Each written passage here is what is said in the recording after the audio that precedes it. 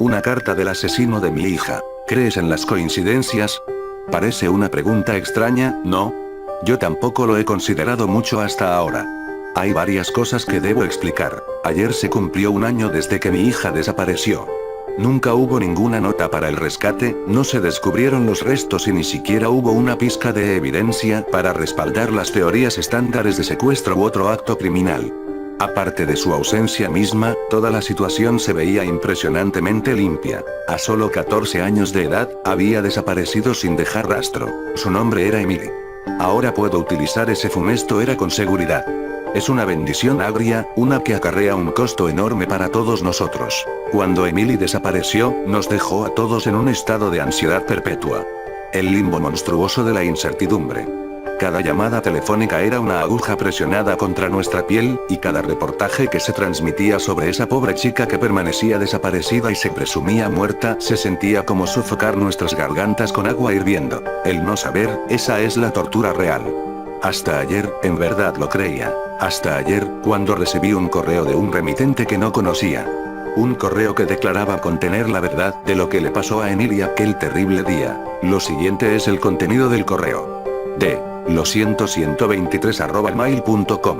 Asunto. Una disculpa por lo que he hecho. Hola, señora Stanfield. No le diré mi nombre. Eso no es importante aún. Lo que importa es lo que he hecho, y lo mucho que me arrepiento por haberlo hecho. Seré breve y honesto. Emily está muerta, yo la maté. Me encantaría decirle que fue rápido y piadoso, pero no fue ninguno. Murió lenta y terriblemente.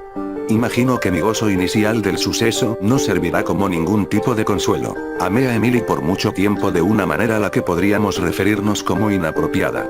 La parte más difícil era saber que ella nunca podría corresponderme, al menos no de la misma forma en la que yo lo hacía, aunque no por falta de intentarlo. Había hecho insinuaciones antes. Muy sencillas, en verdad. Pero ella nunca fue muy receptiva ante mi afecto. Sentía asco hacia mí, y eso me hacía sentir pequeño y enojado. Aunque puedo estar agradecido por el hecho de que nunca le contó nada a usted. Supongo que habría sido poderosamente embarazoso para ella si ustedes lo sabían. ¿Sabe lo difícil que es lidiar con una fantasía, señora Stanfield? He tenido sueños tan desagradables sobre Emily, y sé que son desagradables, pero no puedo evitar encontrarlos excitantes.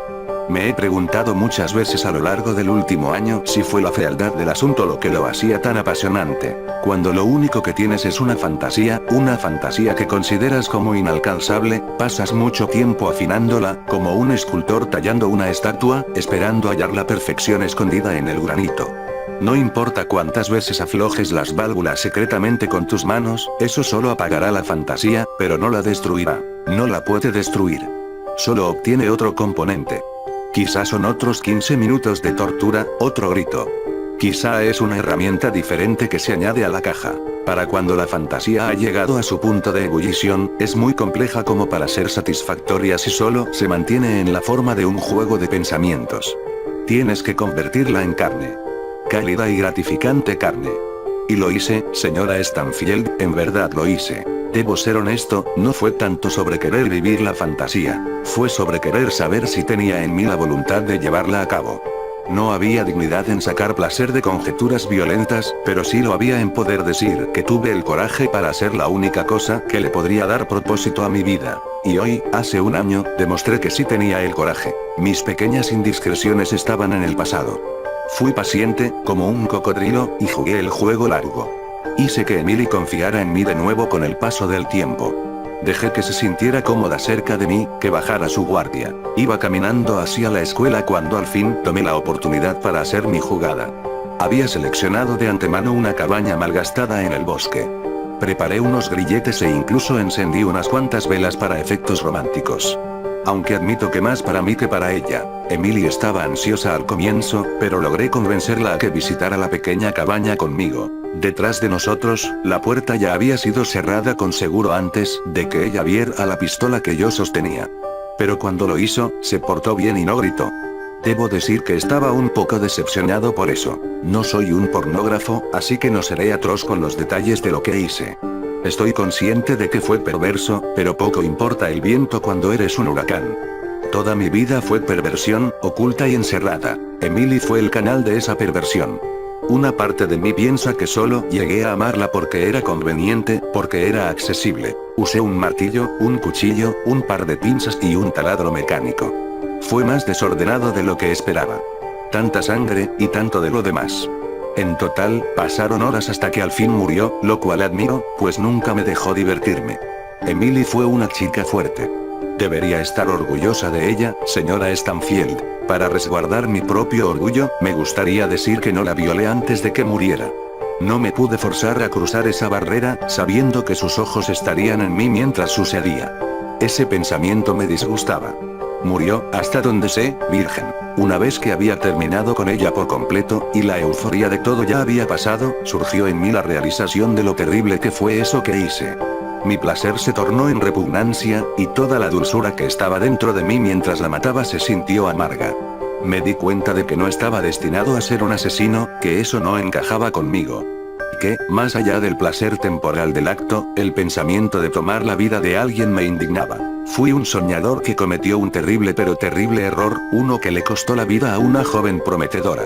Si había un plan mayor del que todos somos parte, podía sentir que lo que yo había hecho fue un desvío de la ley natural. Estaba decepcionado por mis acciones, y de mí mismo. Ese pequeño experimento me había reventado en la cara por completo. No tenía la habilidad para sobrellevarlo. Una vez que había superado la ola inicial de miedo y pánico, corté el cuerpo de Emily en pedazos pequeños que eran fáciles de cargar. Tomé todos los pedazos, envueltos en tela, y los quemé en el bosque utilizando combustible.